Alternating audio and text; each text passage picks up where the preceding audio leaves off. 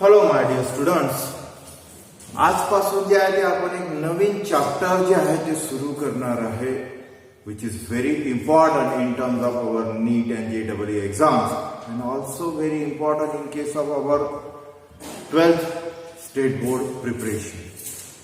एक basic chapter आहे असं आपण म्हणू शकतो, that is periodic classification of elements किंवा पिरियडिक टेबल और मॉडर्न पिरियडिक टेबल असं हे वेगवेगळ्या नावाने हे चॅप्टर जे आहे ते आपल्याला दिलेलं आहे.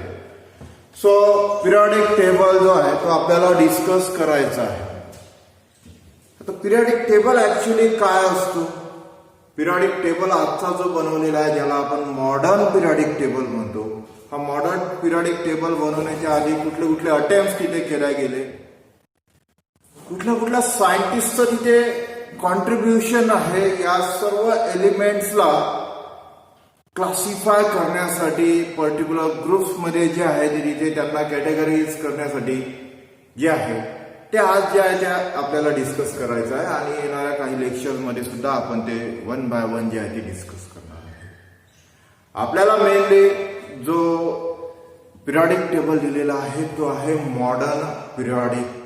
मॉडर्न पिरियडिक टेबल बनवण्याआधी बऱ्याचशा सायंटिस्टनी जे आहे ते आपले वेगवेगळे अटेम्प्ट जे आहेत ते तिथे केले. कशासाठी केले तर त्या पर्टिक्युलर वेळेस जेवढे काही एलिमेंट्स नोन होते त्यांचा स्टडी जो आहे तो सिंपल तिथे करण्यासाठी किंवा स्टडी जो आहे तो इझी जाण्यासाठी जे आहे त्यांना ग्रुपमध्ये जे आहे ते करणे तिथे गरजेचं होतं.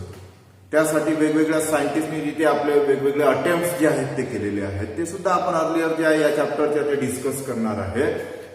सो ऍक्च्युली पिरियडिक टेबल हे कशाला म्हणतात तर पिरियडिक टेबल याची डेफिनेशन जर आपल्याला करायची असेल तर सिंपल पद्धतीने पिरियडिक टेबलची डेफिनेशन करता येते.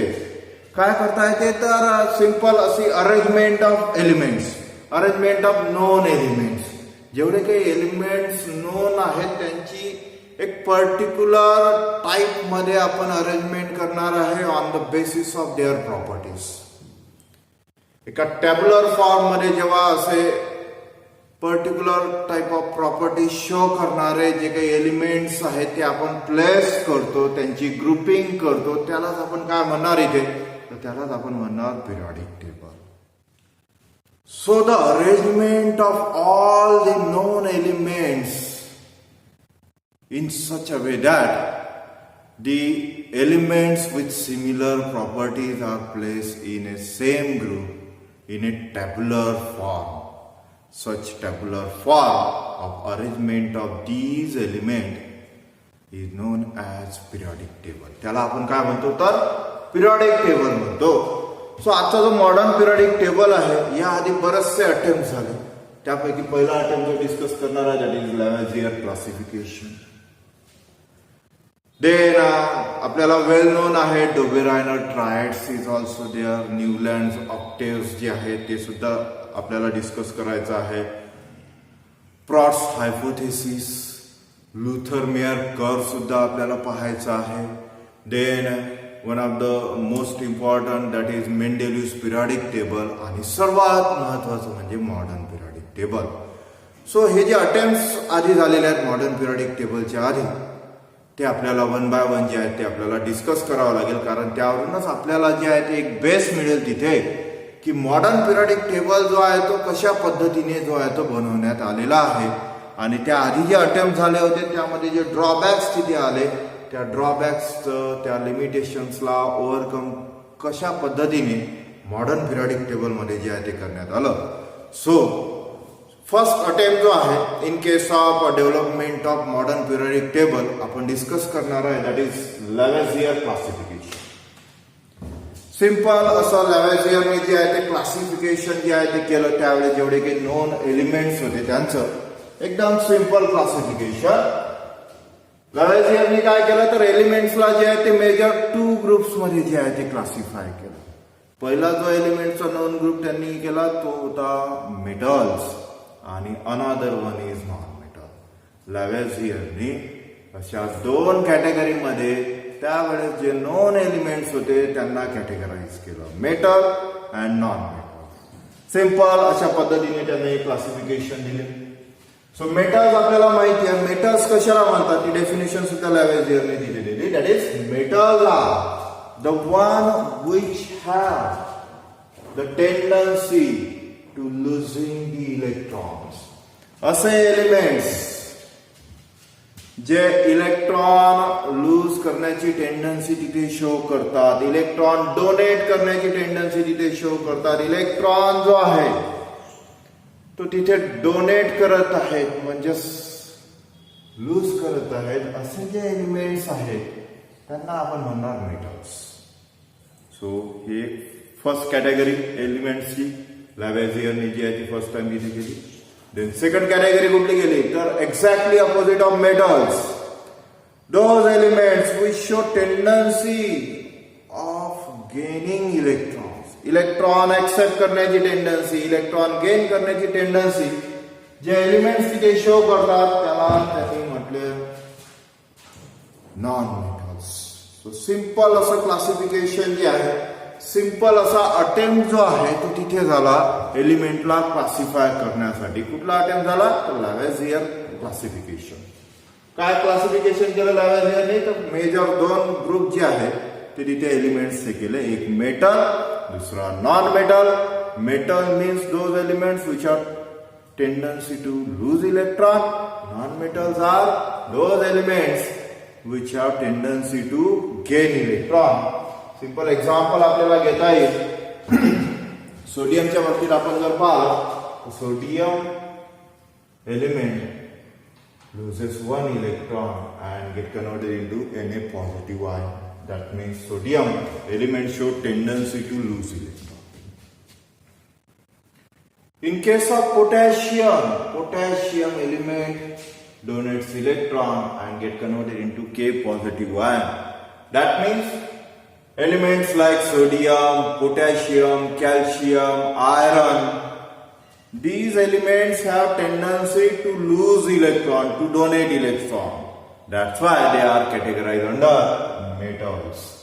Another one, non-metals. त्याच्यामध्ये एक्झाम्पल आपल्याला घेता येईल फ्लोरीनचं. फ्लोरीन जो आहे तो इलेक्ट्रॉन गेन करतो, गेनिंग टेंडन्सी शो करतो. Fluorine atom get one electron. That means there is a gaining of one electron by fluorine atom and it get converted into F negative ion. Same in case of chlorine. Chlorine जो आहे तो एक electron जो आहे तो gain करतो आणि chloride ion मध्ये जो आहे तो कन्वर्ट होतो. म्हणजे फ्लोरीन असेल, क्लोरीन असेल, हॅलोजन्स जे आहेत they have tendency to gain electron. That's why they are categorize, they classified under the category that is non. So लॅवेझियरने जे आहे त्यावेळेस जेवढे काही नॉन एलिमेंट्स होते त्यांना सिंपल दोन कॅटेगरीमध्ये जे आहे ते डिवाइड केलं, metal and non metal. So हे तर झाला लॅवेझियरचं क्लासिफिकेशन. बट याची काही लिमिटेशन्स किती आहेत? लिमिटेशन्स काय आहेत तर ज्या वेळेस लॅवेझियरने ते क्लासिफिकेशन जे आहे ते पुटफोर्ड केलं, सर्व जगासमोर जेव्हा मांडलं, त्याच्यानंतर जेव्हा काही एलिमेंट्स जे आहेत ते तिथे डिस्कवर झाले, दॅट मीन्स एलिमेंटचं क्लासिफिकेशन जे आहे ते ऍक्च्युली तिथे त्याला करता आलं नाही, जेवढे काही एलिमेंट्सची क्वांटिटी तिथे वाढली. सो नंबर ऑफ एलिमेंट्स जे आहेत ते तिथे इन्क्रीज होत गेले, त्याला क्लासिफाय जे आहे ते लॅवेझियरला जे आहे ते तिथे करता आलं नाही. सेकंड लिमिटेशन तिथे हे आपल्याला म्हणता येईल की बरेचसे असे एलिमेंट डिस्कवर झाले फ्युचरमध्ये की जे मेटलचे सुद्धा प्रॉपर्टी शो करत होते. They also show the properties of non-metals. They are termed as metalloid. But लॅवेझियरला या मेटॅलॉइडला कुठे क्लासिफाय करायचं ते डिसाईड करता आलं नाही. So these are the limitations of Lavoisier classification. हा पहिला अटेम्प्ट जो आपल्यासाठी दिलेला आहे in case of study of periodic table, तो म्हणजे कुठला Lavoisier classification. In terms of development of modern periodic table, after Lavoisier classification, another जो attempt, another जे classification आपल्याला पाहायचं आहे ते दिलेलं आहे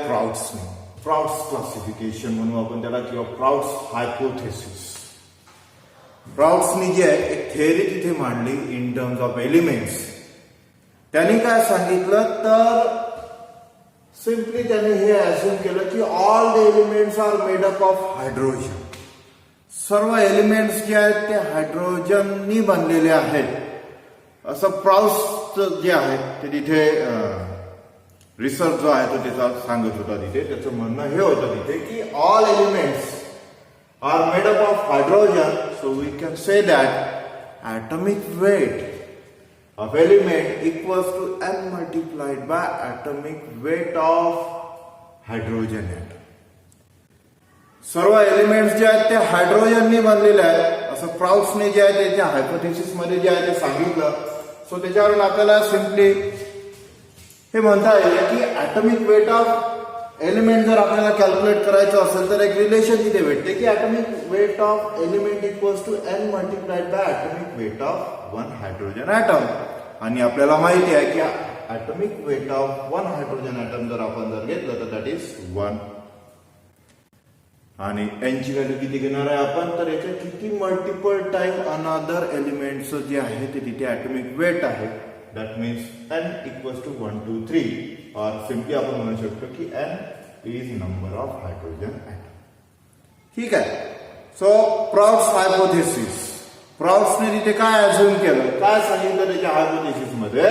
he assumed that all the elements are made up of hydrogen, so we can say that atomic weight of the element equals to n multiplied by atomic weight of one hydrogen atom. Atomic weight of one hydrogen atom equals to 1, where n is number of hydrogen atom, that is 1 2 3 4 and so on. ठीक आहे. So असं simple hypothesis जे आहे ते तिथे प्राउड्सने जे आहे ते सांगितलं. त्याने एक अटेम्प्ट तिथे केला एलिमेंट्सला क्लासिफाय करण्याचा, एलिमेंट्सचे ॲटॉमिक वेट जे आहे ते तिथे कॅल्क्युलेट करण्याचा जो आहे तो तिथे एक अटेम्प्ट जो आहे तो प्राउडने तिथे केला. बट याला सुद्धा लिमिटेशन्स आले, याचे सुद्धा काही ड्रॉबॅक्स आहेत. ड्रॉबॅक्स काय आहेत तर आपण जर पाहिलं तिथे तर every element cannot be form by hydrogen. प्रत्येक एलिमेंट जो आहे तो हायड्रोजननीच फॉर्म झाला असं नाही आहे तिथे. सो हे एक फॅक्ट आहे. त्यामुळे हा पहिला ड्रॉबॅक प्राउड्स हायपोथेसिसचा. सेकंड ड्रॉबॅक काय आहे त्याचा की atomic weight of all elements आपण जर पाहिलं तिथे, आपण जर हे कन्सिडर केलं की atomic weight of all elements जे आहे हे नंबर ऑफ टाइम्स जे आहे ते मल्टिपल आहे तिथे कशाचं तर ॲटॉमिक वेट ऑफ हायड्रोजन. तर त्यानुसार जे आहे ते atomic weight of all the elements जे आहेत ते होल नंबर मध्ये असायला पाहिजे. बट आपल्याला बऱ्याचशा एलिमेंट्सचं ॲटॉमिक वेट जे आहे ते होल नंबर मध्ये दिसत नाही. ते आपल्याला डेसिमल पॉइंट्स मध्ये जे आहे ते दिसते. दॅट मीन्स आपण क्लोरीनचं एक्झाम्पल इथे जर घेतलं तर क्लोरीनचं ॲटॉमिक वेट किती आहे 35.5. हायड्रोजनच्या मल्टिपल टाइम्स मध्ये जर हे ॲटॉमिक वेट असतं या फॉर्म्युल्यानुसार तर हे एकतर 35 असायला पाहिजे होतं किंवा 36 असायला पाहिजे होतं. दॅट मीन्स होल नंबर मध्ये असायला पाहिजे होतं. But atomic weight of chlorine is 35.5. हे सुद्धा इथे प्रूव्ह करते की जे एलिमेंट्स आहेत ऑल एलिमेंट्स हे हायड्रोजननी जे आहेत ते बनलेले नाहीये. That means it is also the drawback of Prout's hypothesis. So हा एक सेकंड अटेम्प्ट इथे होता in case of development of modern periodic table जो आपण इथे डिस्कस केला. पहिला जो अटेम्प्ट आपण डिस्कस केला तो होता Lavoisier classification and this one is Prout's hypothesis.